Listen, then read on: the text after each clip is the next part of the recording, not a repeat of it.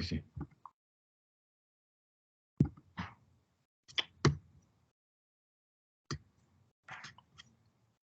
Ya está grabando. Ya, tienen el PPT, ¿cierto? ¿Lo ven?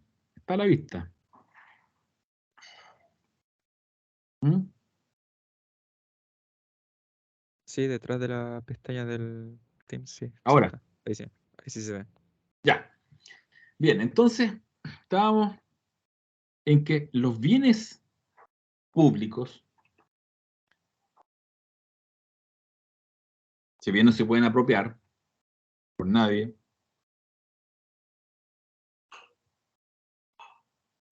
sí se pueden utilizar. Y esa es la idea también del ordenamiento jurídico, obtener el máximo provecho de los bienes o recursos naturales. Y la lógica de esta administración, ¿cierto? Para el acceso y el uso y el aprovechamiento, en el fondo arranca el derecho administrativo, al Estado, ¿cierto? Como en el fondo administrador o tutor de estos bienes, no es que sea dueño de estos bienes, como gestor. La ley, la verdad, ni la Constitución no definen cuál es su rol, pero podríamos darle cualquiera de esos adjetivos, perdón. Administrador, gestor, tutor.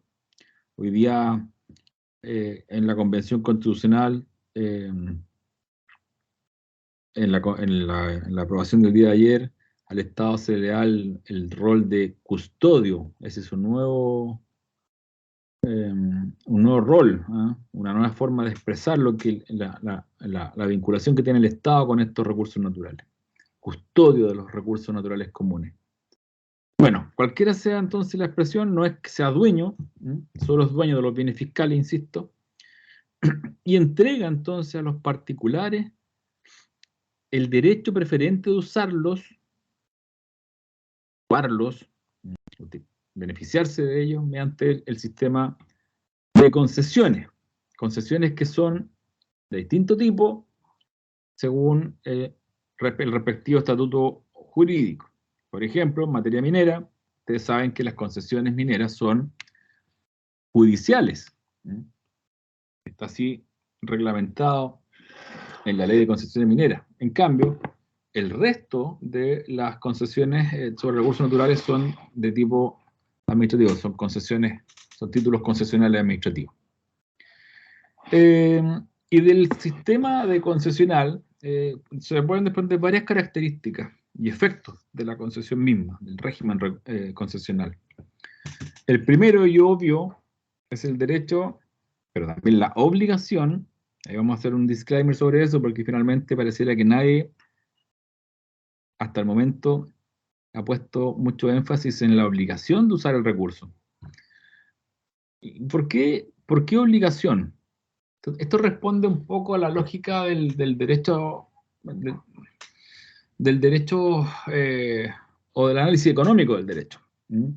Cuando el Estado administrador entrega en goce exclusivo un recurso natural a uno o más particulares, lo hace pensando que efectivamente ese particular va a generar riqueza, va a generar una cadena económica productiva con ese recurso natural, va a sacarle provecho para sí y para la sociedad a ese recurso natural, y también el Estado, por cierto, va a obtener su respectiva ganancia, ¿cierto? Que no es mucha tampoco, por la vía de las patentes, ¿cierto?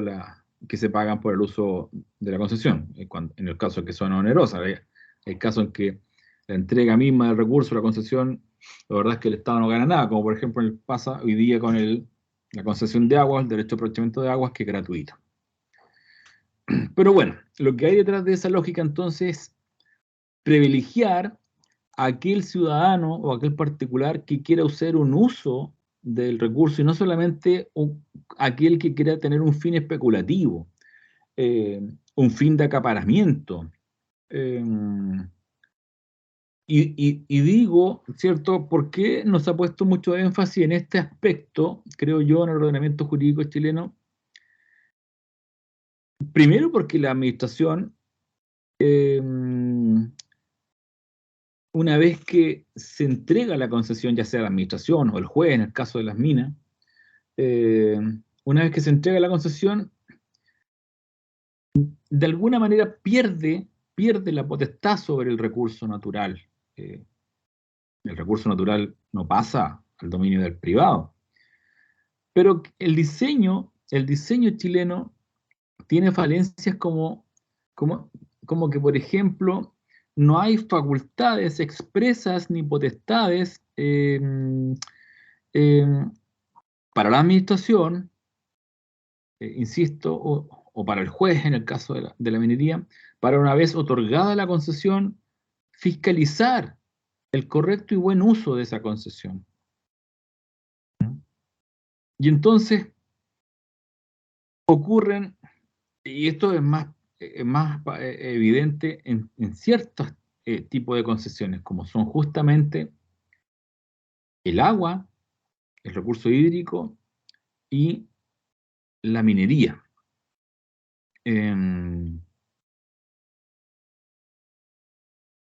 ¿Por qué más evidente allí? Cuando se contempló la perpetuidad de las concesiones mineras y las concesiones de agua en los códigos respectivos, de la 81, 83 respectivamente, el carácter perpetuo, lo cierto es que intrínsecamente eh, carece de un incentivo para aquel que otorgó la concesión verifique qué se está haciendo con esa concesión, porque finalmente es perpetuo, ¿cierto? No es una concesión que dure 5, 10, 15, 30 años. Perpetuo. Es prácticamente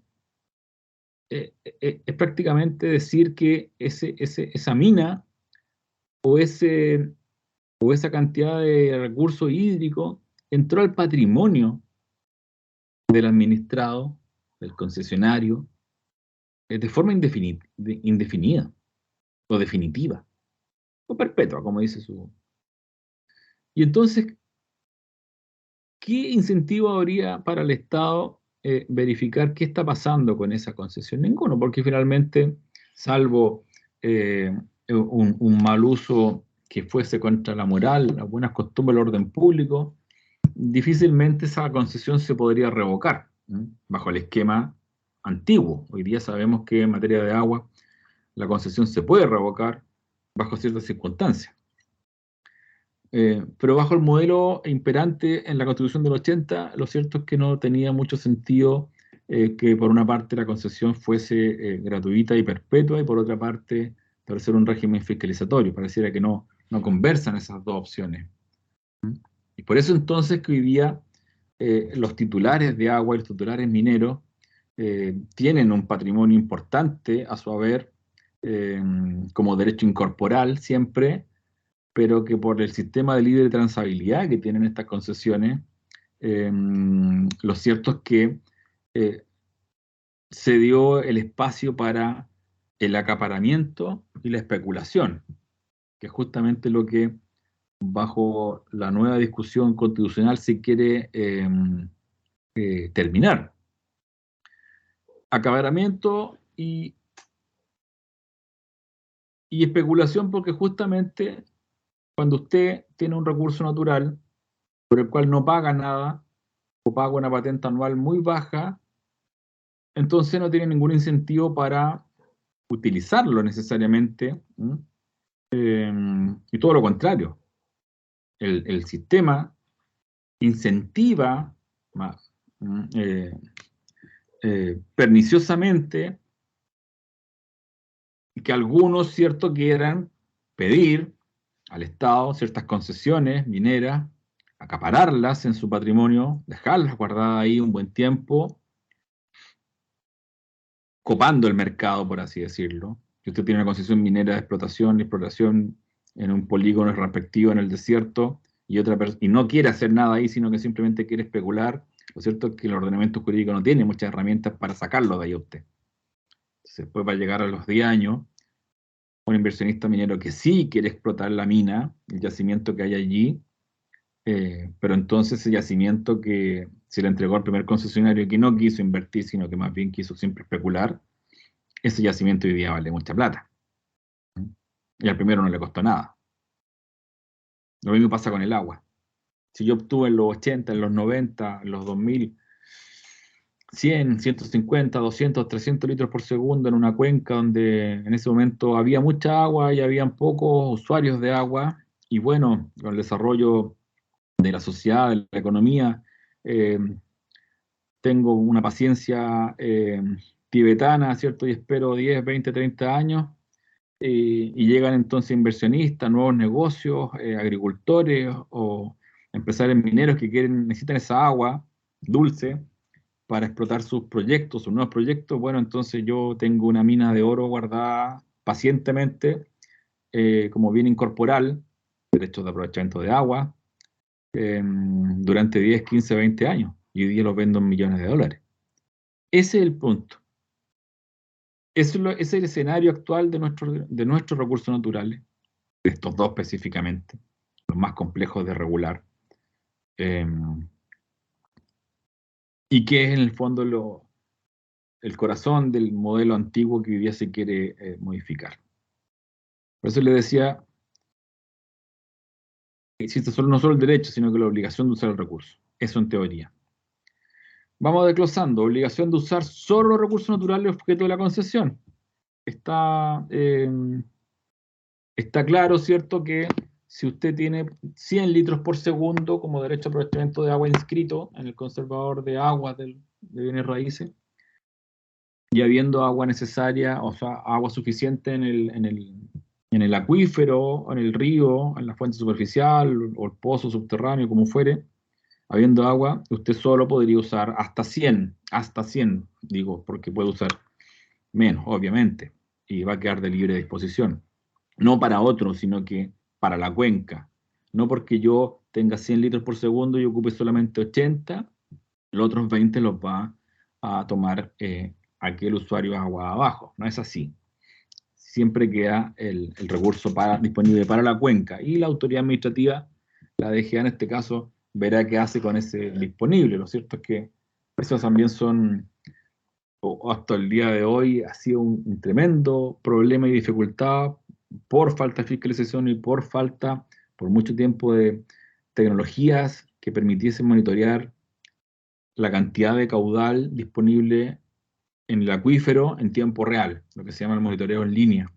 Eso no existió por mucho tiempo, entonces la verdad es que la administración estaba ciega frente al uso que se estaba haciendo de las aguas otorgadas. Por una parte estaba el catastro, ¿cierto?, administrativo de aguas entregadas. Por otra parte estaba el catastro registral, que nosotros conocemos como abogados, ¿cierto?, en el conservador de bienes raíces de aguas. Y digo, ¿por qué por otra parte? Porque son sistemas paralelos que no necesariamente conversan. La lógica sería, ¿cierto?, que cuando usted le conceda un derecho a aprovechamiento de agua en el catastro público de agua que lleva la administración, eso inmediatamente usted lo inscriba en el conservador. Pero en la norma antigua eso no existía obligación de inscribir. Entonces existía un mercado paralelo y fantasma, es decir, había una cantidad de aguas que supuestamente estaban otorgadas, pero registralmente existía o simplemente no existían registralmente en el conservador. Y si a eso usted le suma el tercer escenario, que es el fáctico, el elemento natural,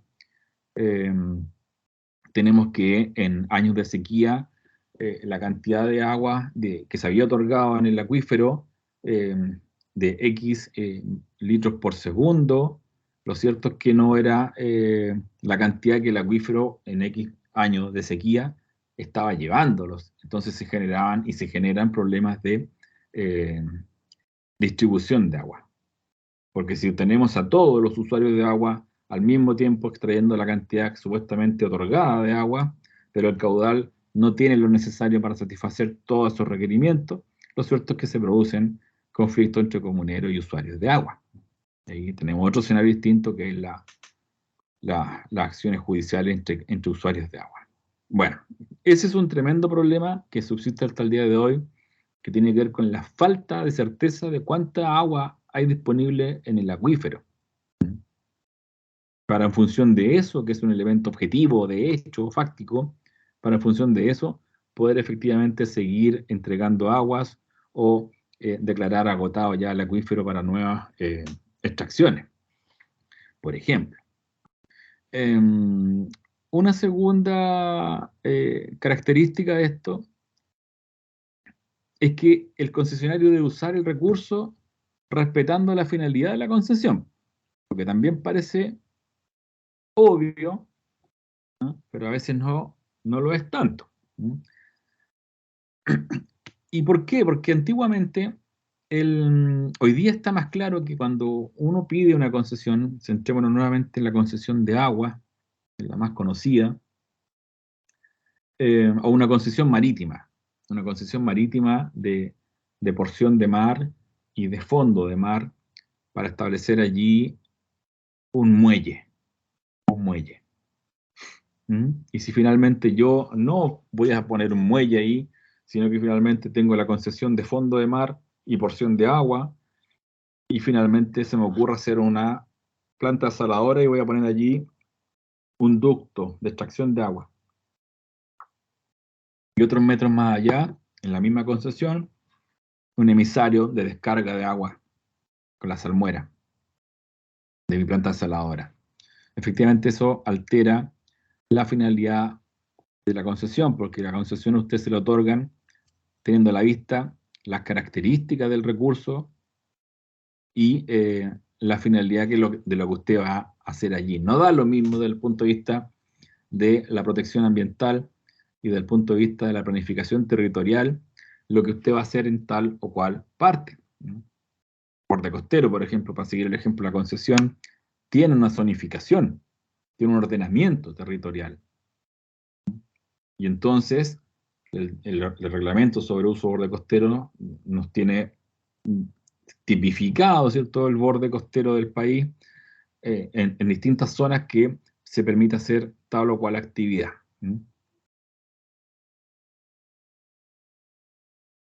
Otra derivación es que existe inexistencia de usos preferentes para el recurso.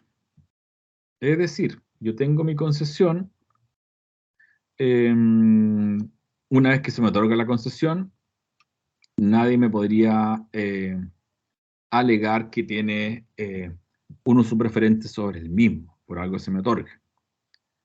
Nace con el concesionario, por así decirlo, entonces el derecho preferente de usar ese recurso. Cuarto, obligación de usar los recursos de manera compatible con otras actividades y el derecho a usarlos con preferencia a otras actividades. Esto también es importante porque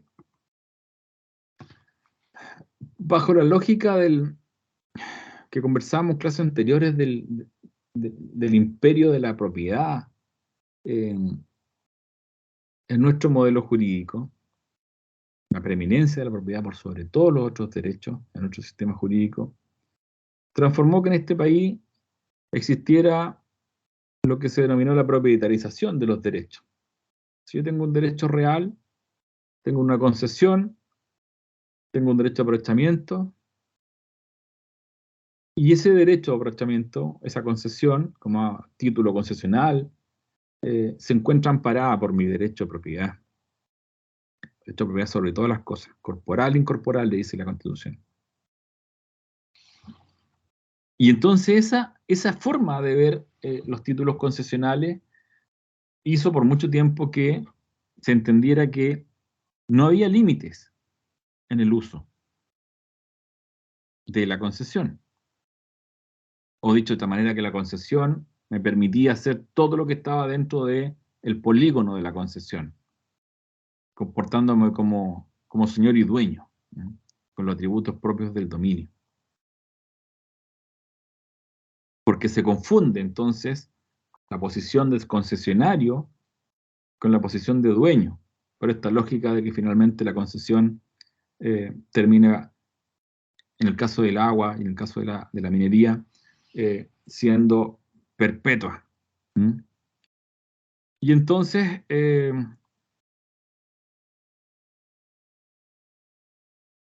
se comienza a pensar que hay un derecho ilimitado de hacer uso de el derecho concesional sin respeto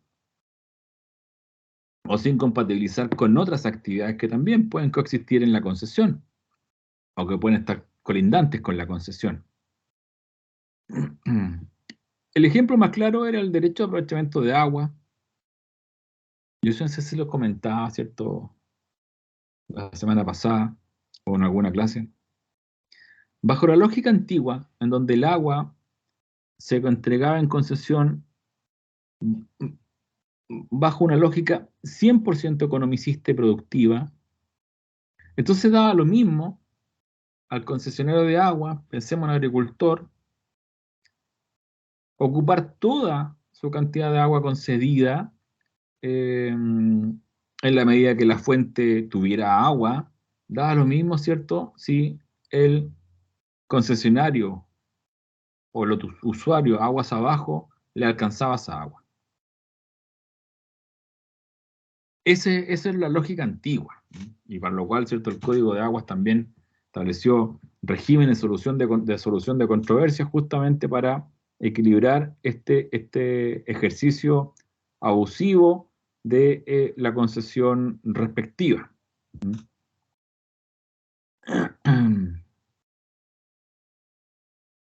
Ausencia de limitaciones sobre la cantidad del recurso natural que se puede utilizar. Ojo con esto. Aplicable a ciertas concesiones. Si estamos hablando de minería, lo cierto es que la concesión minera recae sobre un polígono. Y ese polígono, ¿cierto?, y su subsuelo.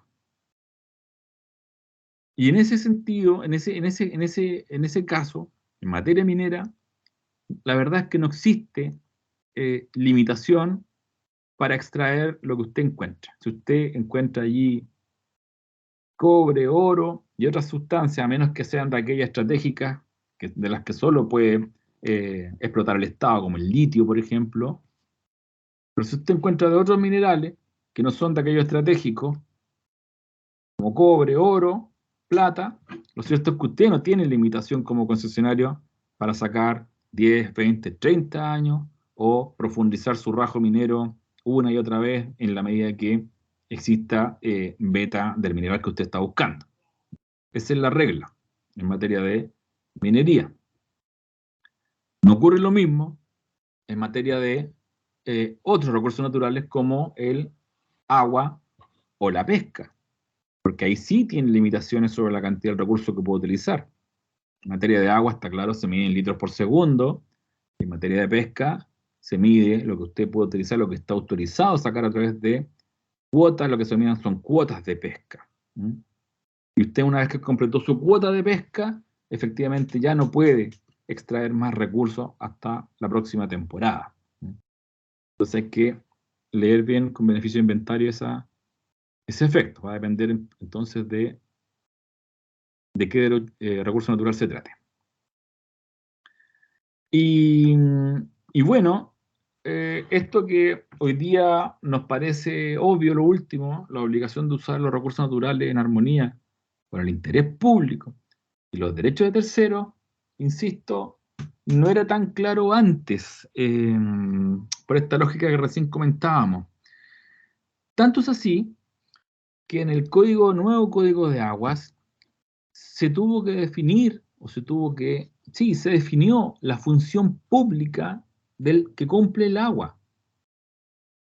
Está definido ya en el Código de Agua qué se entiende por función pública. Y la función pública constituye en sí mismo un límite para el uso que haga el titular de aguas del recurso hídrico. Constituye un límite y constituye también una forma que tiene la administración para velar por el uso armónico, dice la ley, de los distintos intereses o sectores que requieren utilizar el agua. Es decir, agua para consumo humano, agua para los ecosistemas, para su mantención, y agua para fines productivos. Y tuvo que ser definido, como digo, porque efectivamente, en otra época, una vez que se entregaba la concesión, parecía que el interés del concesionario era netamente privado. O sea, se olvidaba el concesionario, pensemos en el concesionario minero, que cuando el Estado, a través del juez, le entregaba una concesión de explotación, en el fondo le estaba entregando un título de confianza para que con su emprendimiento generara una cadena de riqueza para el país, entendiendo que el mineral les pertenece a todos, es un bien natural común, un bien de reserva estatal, pero finalmente un bien de dominio público. Y eso pareciera que por mucho tiempo no quedó tan claro, o no se entendió, o se olvidó derechamente.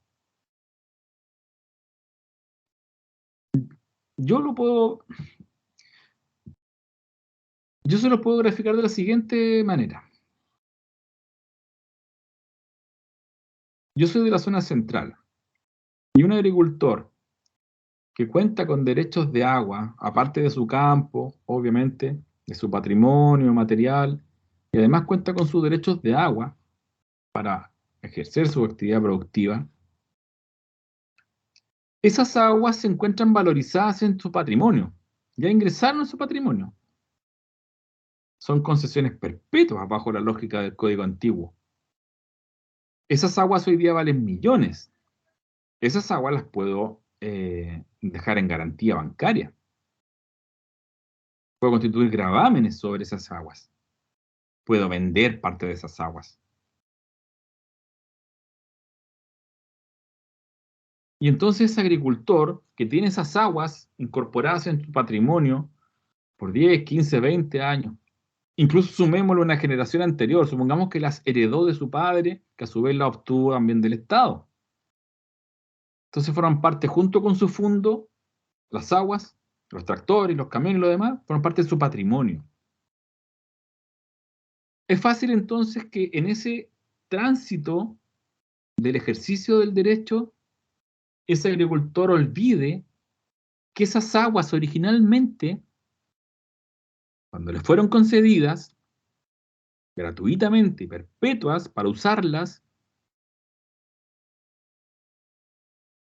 el Estado tuvo un fin, además del particular que efectivamente tenía que tener. El Estado tuvo un fin público a la vista. Dijo, estos recursos naturales están aquí, la pesca, el agua, la minería, bien, entonces los vamos a entregar a aquellos emprendedores que generen riqueza para el país. Pero después de mucho tiempo, cuando las reglas se quieren cambiar, y por eso es que yo les decía el otro día, si ustedes dan una vuelta por Santiago, van de Santiago un poco hacia el sur, ahí arrancamos a San Fernando y se van a encontrar con letreros gigantes, negros, con letras blancas, así como la muerte, diciendo, no a la muerte de la agricultura, no a la reforma del Código de Aguas, que ya se aprobó, esto era antes. Porque no a la expropiación de las aguas, miren lo que estoy diciendo, no a la expropiación de las aguas. ¿Y por qué se debiesen expropiar si son bienes nacionales o públicos y nunca dejan de ser bienes nacionales o públicos? Y está entonces internalizado en el colectivo que esas aguas, si bien nominalmente son bienes nacionales o públicos, en la práctica pasaron a ser parte del patrimonio de ese agricultor. Son de él. Y van a ser de sus hijos y de sus nietos, junto con la tierra. Que sí la compró y que sí la heredó, que tiene un régimen cierto distinto. Pero algo pasó en este país que en donde las cuestiones se distorsionaron.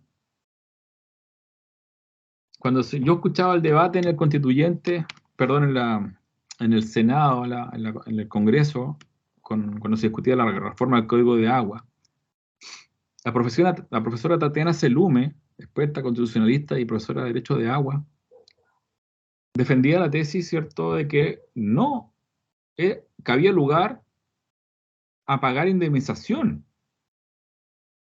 en el evento que el Estado quisiese recuperar las aguas, o extinguiera el derecho de aprovechamiento de aguas, o caducara el derecho, como quieran llamarlo. Por esto que le estoy diciendo yo, porque esas aguas nunca entraron en el patrimonio del agricultor, o del minero, o del industrial.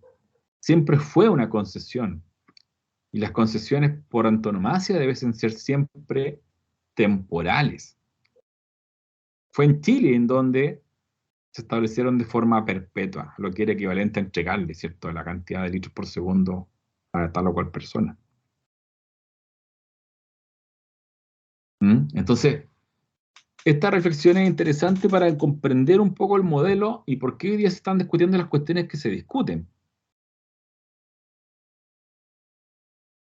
Claro, hay posiciones extremas, como aquellos que dicen que aquellos que están generando riqueza, el empresario, el agricultor, los mineros, la industria,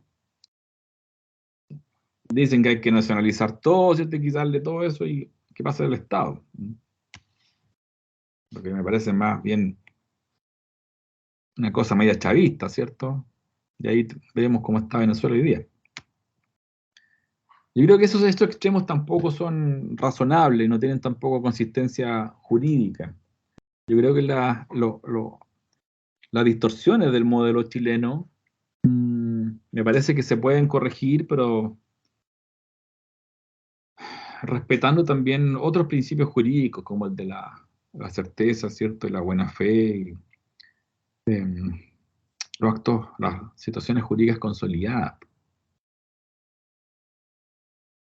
Creo yo que no porque en una época se haya adoptado un modelo concesional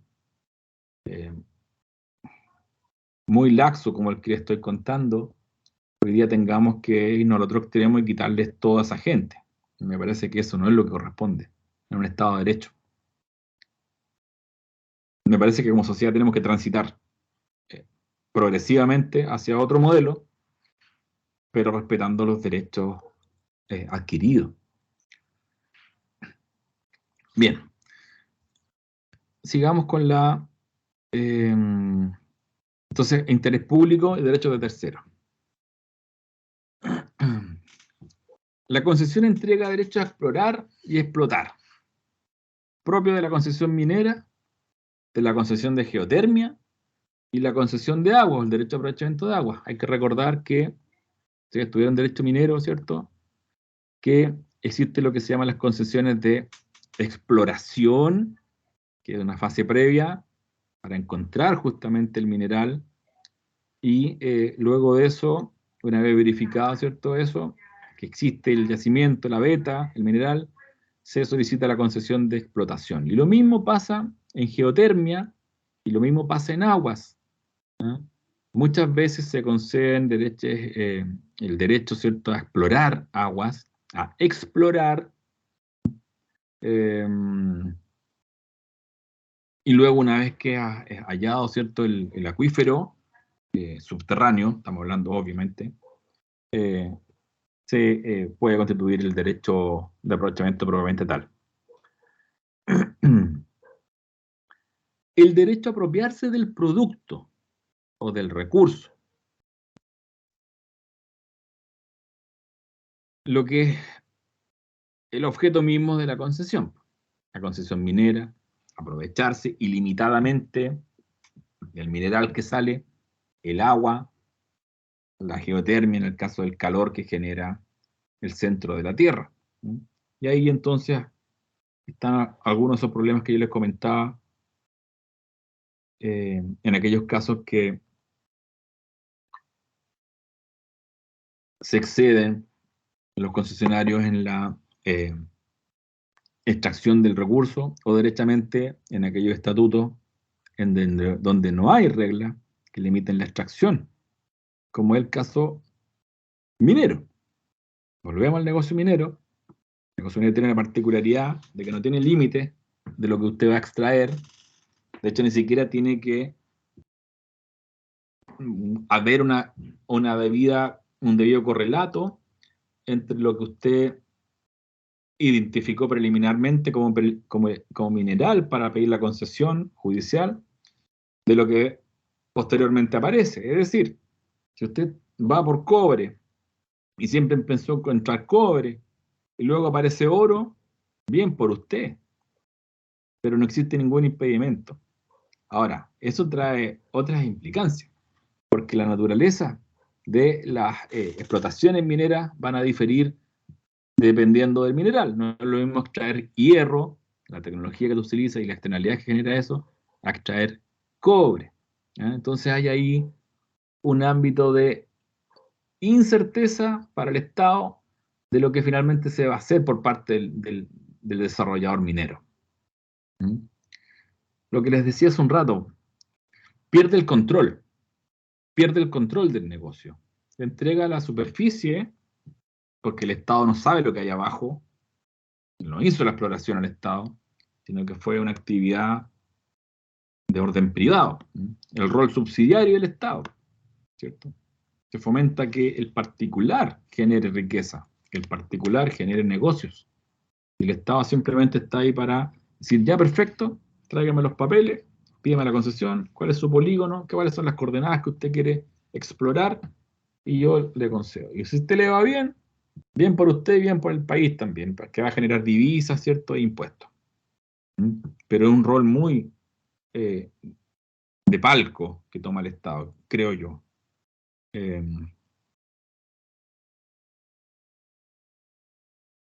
¿Y qué ha pasado a la cuenta, por ejemplo, en materia minera, en materia de, bueno, no solamente las externalidades ambientales, que hoy día están mucho más controladas por parte de la institucionalidad, pero en materia, por ejemplo, de pasivos mineros? ¿Mm? Esta falta de control se grafica en eso. Cuando el Estado le entrega la concesión al desarrollador minero, el desarrollador minero hace su negocio, genera un montón de riqueza, una cadena productiva, trabajo, un montón de trabajo, genera impactos ambientales, y entre esos impactos ambientales de los que nadie se hace cargo, porque el régimen original no lo consideró así, son los pasivos ambientales mineros. ¿Qué vamos a hacer con tantos relaves, cierto? Y que están ahí desgregados por el territorio. Nadie sabe. Hace muy poco el Cernageomin eh, hizo un inventario, cierto, de pasivos mineros, de relaves abandonados específicamente, que quedaron de otra época en este país. De una época en que simplemente el Estado llegaba hasta la primera fase de la entrega de la concesión, como les decía, y después se olvidaba. ¿Qué pasaba ahí con eso? Nadie controlaba.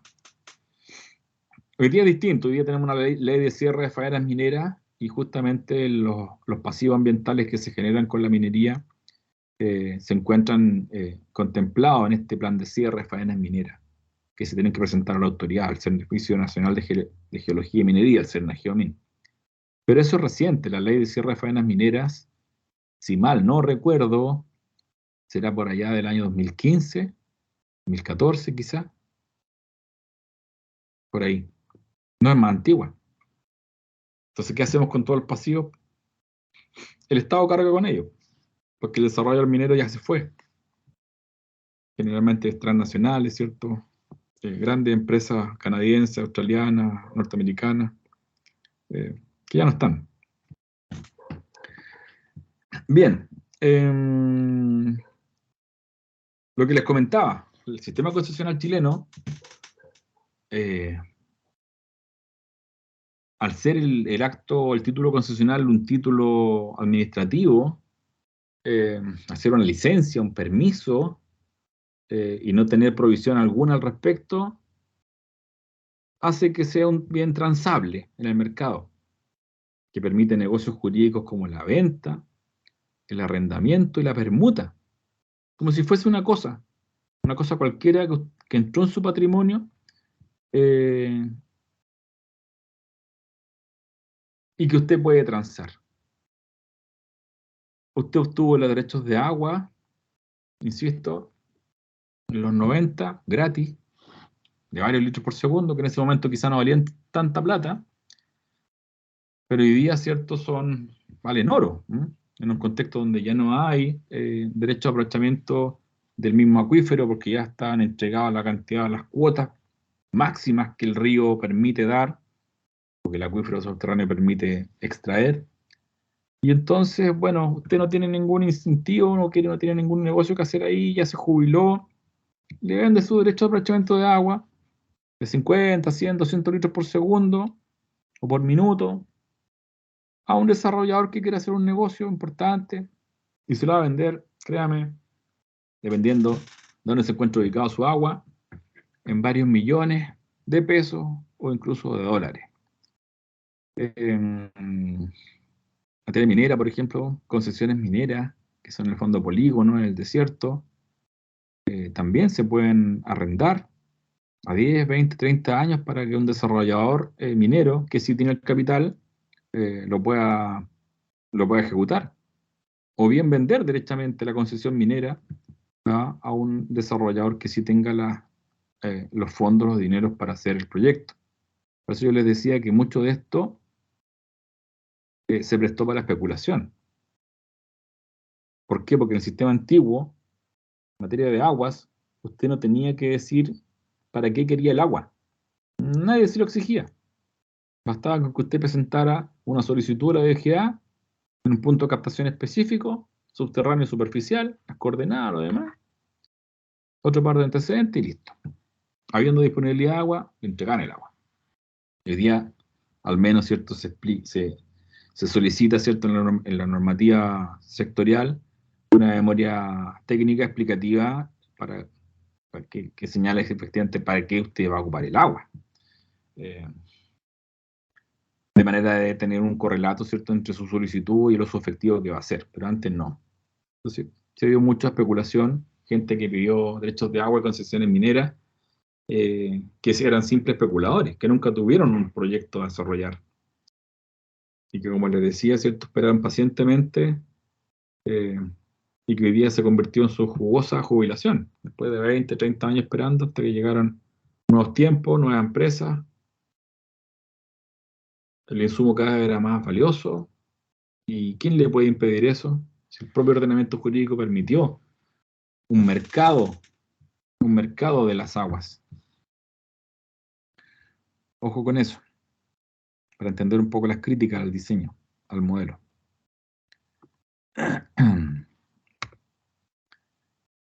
Derecho a constituir gravámenes sobre bienes de terceros.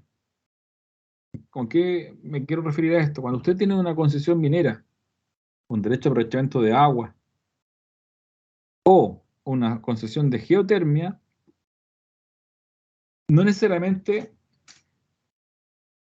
en el caso de la geotermia y de la concesión minera es obvio, es casi obvio. No es una concesión dentro de su territorio. Es una concesión, no es una concesión dentro de su predio, perdón. Es una concesión en un espacio llano. La geotermia en la alta cordillera, la concesión minera es lo mismo, en el desierto, en la cordillera. Puede ser sobre un bien fiscal, puede ser sobre un bien privado, da lo mismo. ¿Por qué? Porque se están entregando son los minerales del subsuelo. En el caso de la geotermia, lo mismo, el calor del subsuelo. Cuando usted obtiene una concesión de este tipo, de geotermia, de minería o de aguas, que en el caso del aguas que no es en su predio, sino que obtiene un punto de captación en otro lugar, un derecho de agua en otro lugar, el propio legislador establece derecho de servidumbre en su favor como concesionario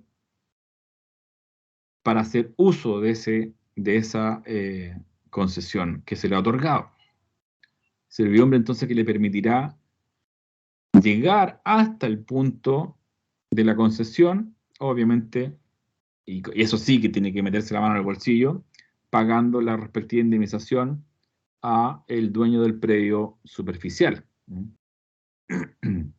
Porque lo que en el fondo hay acá es una regulación, una concesión de las riquezas que hay en el subsuelo. Esa es la lógica que hay detrás del sistema concesional y por qué se permite establecer servidumbre.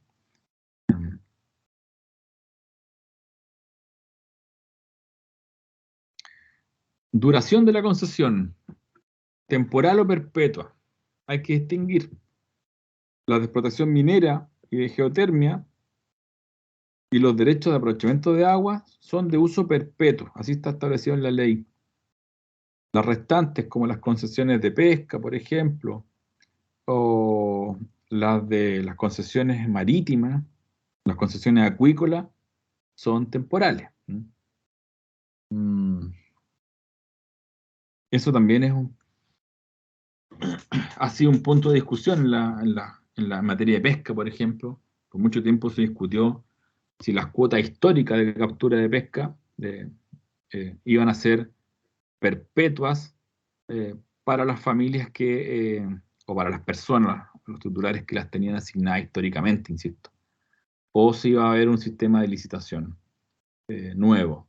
Bueno, finalmente, lo que estamos hablando de la pesca industrial, la gran pesca industrial, finalmente la ley pesquera, la ley mal llamada Ley Longueira, año 2013, estableció que cuando se modificó la ley de pesca, que el nuevo sistema de pesca, dichas cuotas iban a permanecer en manos de los titulares históricos, y que no se iba a dar lugar a un régimen de licitación.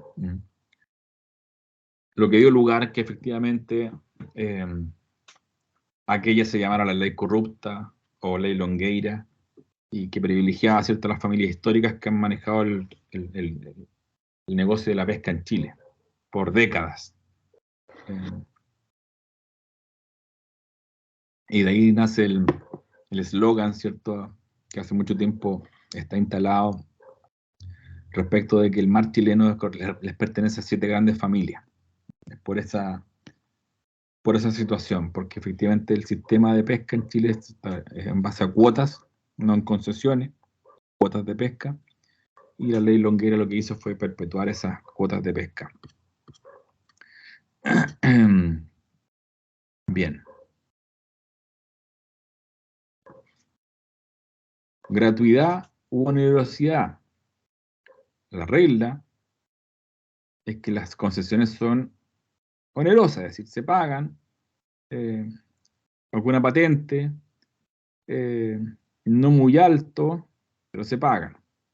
Y como ya hemos dicho, la excepción es el derecho de aprovechamiento de agua, originalmente gratuito, y que recién en el año 2005 vino a establecer una contraprestación por parte del titular, pero no por el derecho de usarla, sino que todo lo contrario. En la gran reforma que hubo el año 2005 al Código de Aguas, uno de los diagnósticos era efectivamente el acaparamiento de muchos derechos de aprovechamiento de aguas con fines especulativos. Y lo que se quería era que efectivamente el agua que se tenía otorgada se usara. Y si no se iba a usar, que se devolviera, para poder volver a reasignarla a usuarios reales. En esa gran reforma, la gran reforma hasta el día, que fue la gran reforma más importante del año 2005 hasta esta que hubo hace un par de semanas, se estableció por primera vez en Chile un pago de una patente, pero por el no uso de aguas, es decir, un gravamen por no usarla para aquel que no la quería devolver. Es decir, dicho de otra manera, si usted no usaba el agua, y así lo detectaba la Dirección General de Agua, no necesariamente tenía que devolverla. Si quería mantenerla en su patrimonio, usted ya se dieron cuenta que era un muy buen negocio tener aguas acumuladas en su patrimonio para luego venderlas.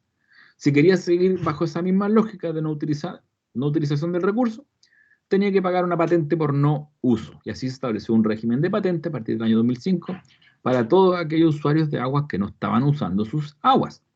De manera de forzar indirectamente a que con el tiempo, mediante esta carga adicional que iban a tener ahora los usuarios de agua, o los especuladores de agua, digamos lo mejor dicho, le saliera, ¿cierto?, un poco costoso mantener esas aguas acumuladas en su patrimonio, y decidieran mejor venderlas, o mejor dicho, devolverlas al Estado para que así no tener que pagar patente. Mecanismo que tuvo varios bemoles, ¿cierto? Algunos dicen que fue positivo, otros dicen que fue negativo, que no produjo el efecto esperado,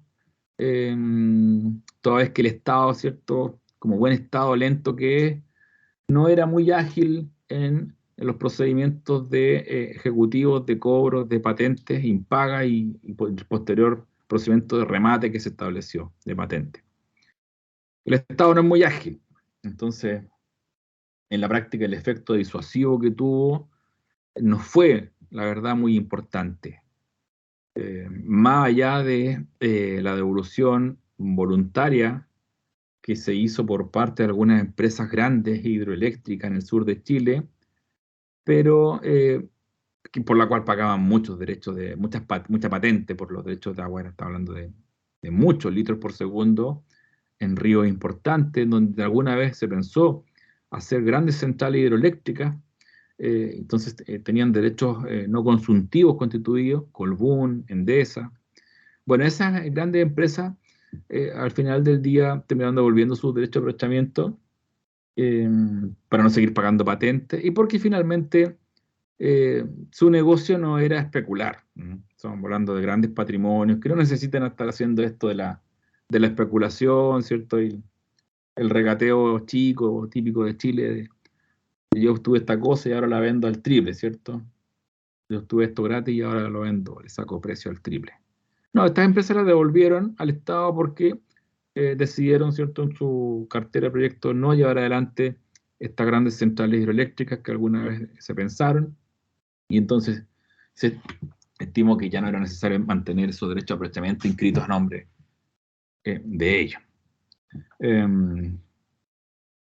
Pero efectivamente en la zona centro, centro-sur de Chile, la zona central específicamente, los especialistas en agua dicen que el sistema de patente y remate no fue muy efectivo. Por eso es que entonces tuvimos que llegar al, entre otras cosas, el sistema que se acaba de aprobar hoy día, o sea, recientemente en el Congreso, la modificación del Código de Aguas, porque de verdad se le dan ahora a la administración, al Estado, herramientas concretas, poderosas, para justamente caducar los derechos de aprovechamiento de agua en ciertas circunstancias. Entonces, pareciera ser un mecanismo mucho más idóneo que el simple sistema de patente y posterior remate por no pago.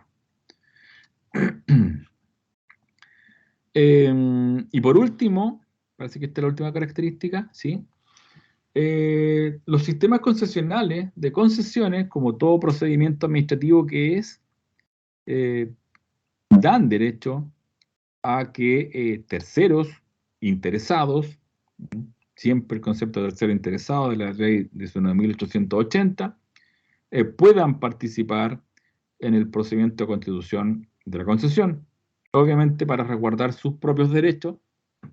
En el caso, por ejemplo, un concesionario minero, que le están pidiendo una concesión minera, ¿cierto?, quizás superpuesta a la que él tiene anteriormente, o un concesionario de aguas que tiene X cantidad de litros por segundo y que ve un riesgo, ¿cierto?, con que se le entregan nuevos litros por segundo a otro concesionario de aguas arriba, fundado, ¿cierto?, en que la fuente se encuentra agotada, por ejemplo, o que ya el caudal no es el mismo que se tenía a la vista en épocas anteriores. Entonces el procedimiento da espacio, todos los procedimientos concesionales dan espacio para que terceros puedan oponerse a la entrega de la concesión misma.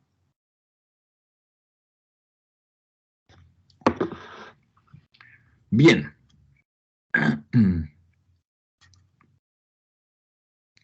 ¿Cómo están hasta ahí? ¿Están cansados? ¿Seguimos o no?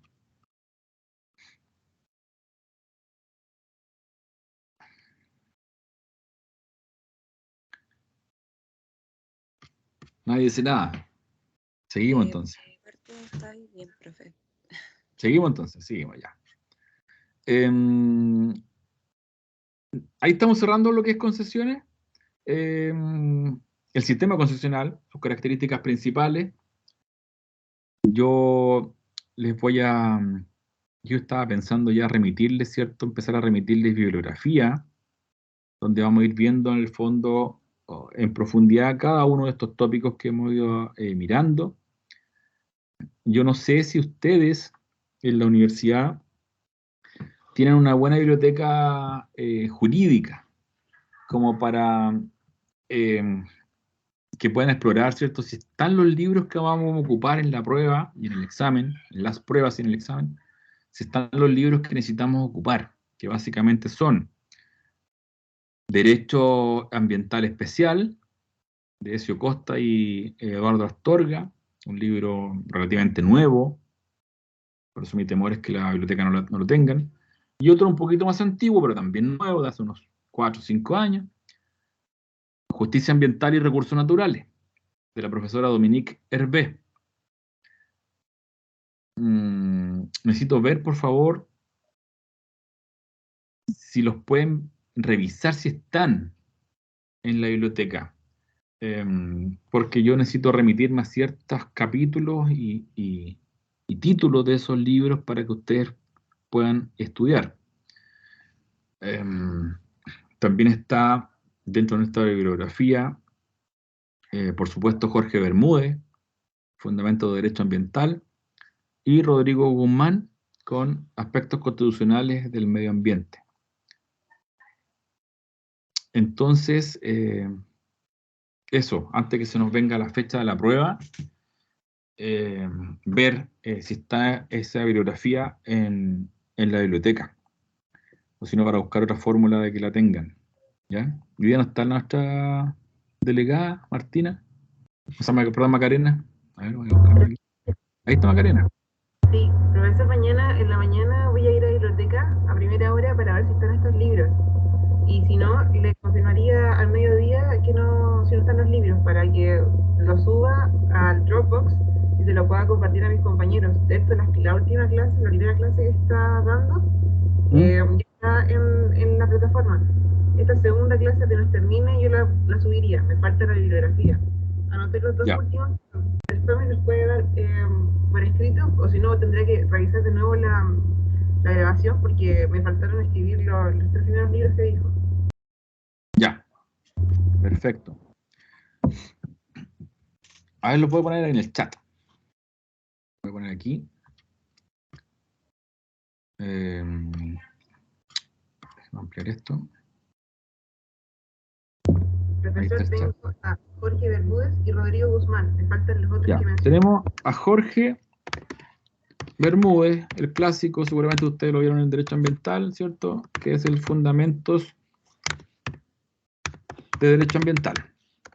De Derecho Ambiental. Es un libro clásico antiguo, ese debe estar. Luego tenemos a el gran Rodrigo Guzmán,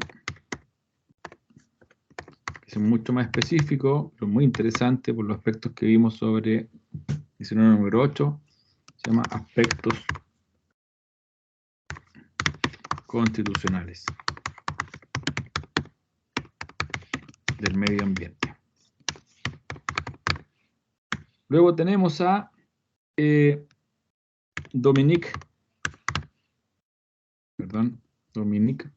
profesora Dominique Hervé de la Universidad de Diego Portales, con su libro Justicia Ambiental y Recursos Naturales. Y por último, el libro más reciente, salió el año pasado recién, se llama Derecho Ambiental Chileno. Esta es la parte especial, porque la parte general habla solo de derecho ambiental, instrumentos de gestión, daño ambiental. Este habla de parte especial, habla de pesca, bosque, minería, agua, suelo, todo. Y aquí los autores son, o los coordinadores, porque es una obra colectiva, los profesores Ezio Costa y el maestro Eduardo Vergara. Perdón, ¿qué dije? Astorga. ¿Ya? Esos son nuestros libros. De todo esto vamos a sacar algunos capítulos. Porque como les decía, no existe un manual de derecho ambiental, o sea, de derecho a recursos naturales. Es una mezcla. Ya, así que ojalá que estén, o si no, para empezar a ver la fórmula como les mando los extractos, porque yo tampoco los tengo todos aquí a la mano. Entonces tendría que ver la fórmula que mi secretaria me busque las páginas y lo demás. Ya, vamos a seguir con lo nuestro. Vamos a pasar a un nuevo título que tiene que ver con cómo los recursos naturales se encuentran protegidos desde la lógica ambiental, la protección ambiental de los recursos naturales. Y ya hemos dicho, ¿cierto?, en otros pasajes, que nuestro ordenamiento jurídico tiene esta característica que contiene normas de carácter general y normas de carácter especial.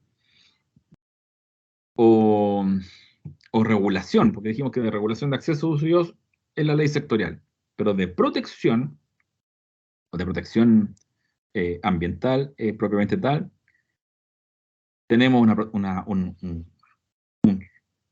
un grupo de normas que protegen o regulan de forma general, ¿cierto? O indirectamente, como el sistema de evaluación de impacto ambiental, algunos proyectos que por su tipología de proyecto mismo, por las temáticas que se ven involucradas, necesariamente o indirectamente protegen a los recursos naturales.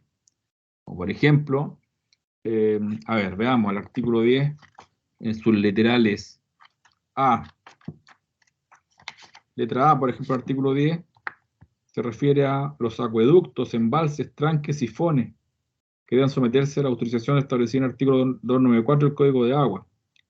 Represas, drenajes, desecación de cuerpos o cursos naturales de agua. Ahí está el componente entonces agua, aguas terrestres, está involucrado como elemento central de ese proyecto de inversión y entonces de esa manera indirectamente se va a proteger el recurso natural agua. Otro ejemplo, veamos uno de recursos hidrobiológicos. A ver, madera o bosque, el literal M, lo tengo ahí, M, proyecto de desarrollo y explotación forestales, en suelos frágiles, protege suelo, en terrenos cubiertos de bosque nativo, industria de celulosa, pasta de papel, y papel dice. Planta astilladora, aserraderos, todos los anteriores de dimensiones industriales. Ahí entonces tenemos componentes suelo y bosque, que también de alguna manera se protegen o se regulan en el marco del CIA. Y así, ustedes ya conocen las tipologías de proyectos, saben cómo funciona el sistema. Otro instrumento de gestión ambiental, ya lo decíamos en la clase anterior, son las normas secundarias de calidad ambiental, las normas secundarias. Ejemplo, la norma secundaria, le decía, de calidad de agua del río, de la cuenca del río Huasco, o la norma secundaria del río Serrano en la Patagonia, o la norma secundaria de agua del lago Yanquihue, del lago Villarrica. Todos son normas secundarias de calidad ambiental, que si bien tienen por objeto velar por el índice de contaminación en el componente agua, indirectamente o directamente más bien la protegen. Otros instrumentos de gestión ambiental, los voy a agregar aquí.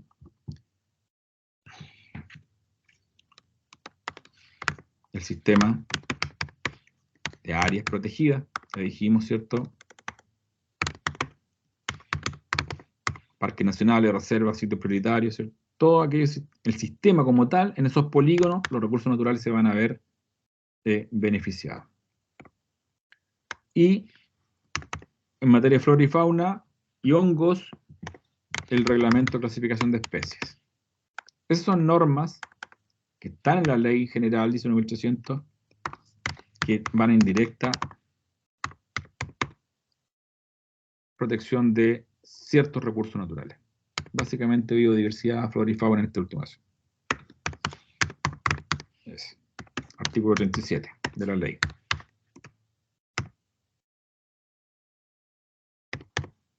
Ley de base general del medio ambiente. Listo. Y por otra parte tenemos una regulación o protección especial y directa. Y que ya hemos dicho, la vamos a encontrar en cada uno de los estatutos jurídicos aplicables a cada recurso. Ley de pesca, de acuicultura, en el Código de Aguas y la Ley de Bosque Nativo, por ejemplo, tratándose de cada recurso natural. Y ahí vamos a encontrar normas de protección ambiental específicas que se encuentran en esos cuerpos legislativos.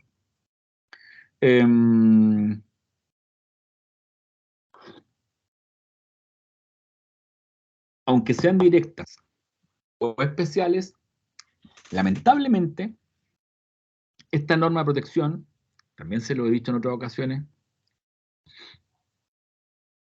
quedan supeditadas, por así decirlo,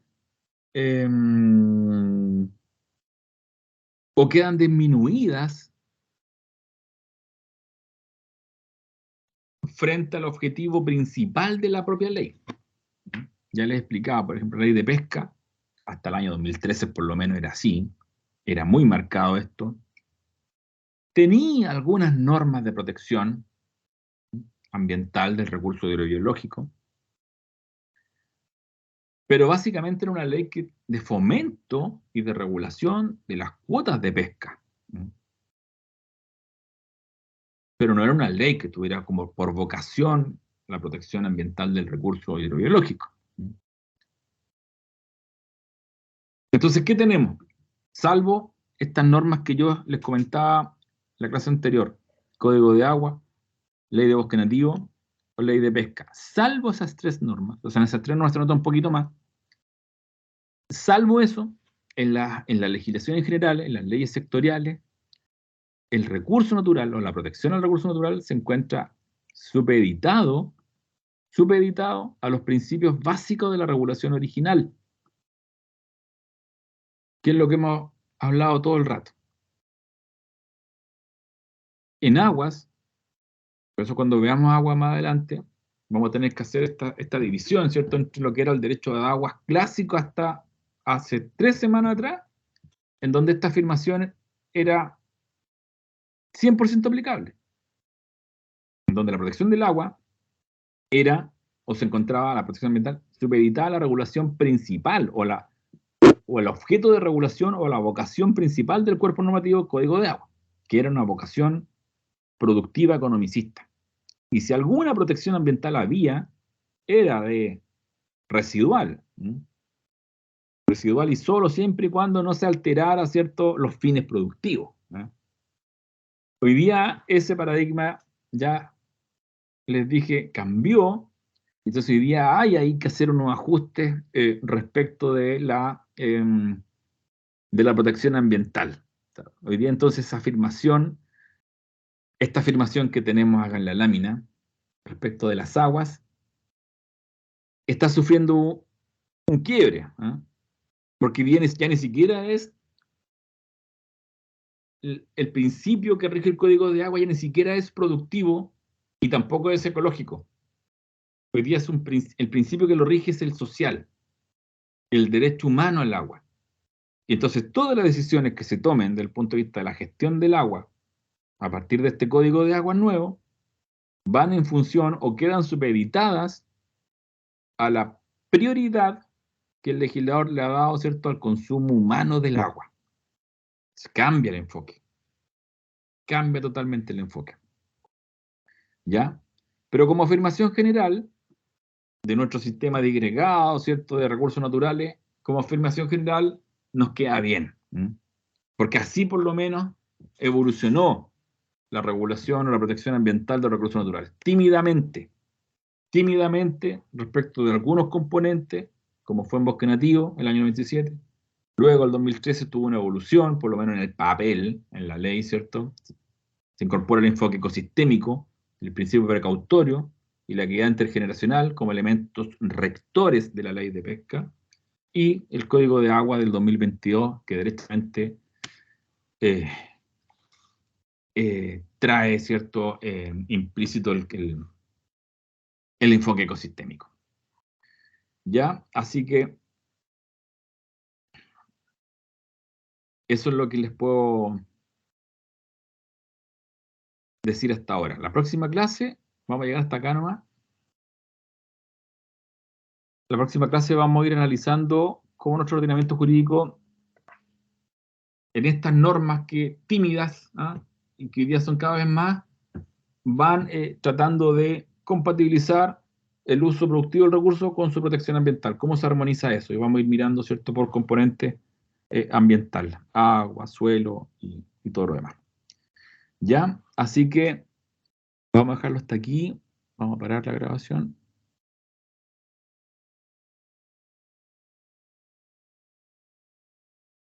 Y dudas, consultas. Hoy día nos llegaron las fechas tentativas de las evaluaciones.